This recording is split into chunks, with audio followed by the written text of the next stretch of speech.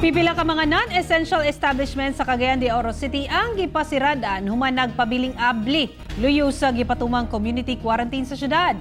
Dugang detalye sa report ni Cyril Chavez.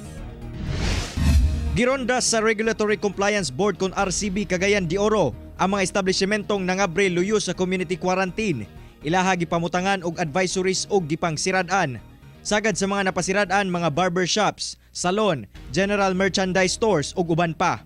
Sa parayong musupak mag-atubang og kaso. Pero atong paimangno nga Cagayan de Oro City still under the general community quarantine status. Meaning status quo ta kung whatever unsa atong status for the past weeks, 2 weeks na gyud.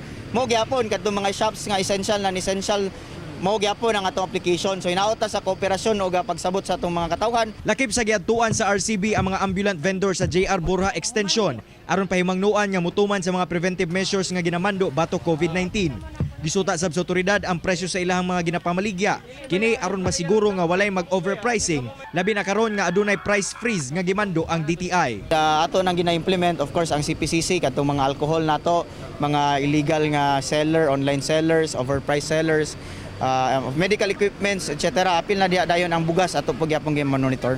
Lisod kayo mi sir kung masirado mi. Wala ra ba gyud taon may mga kwarta.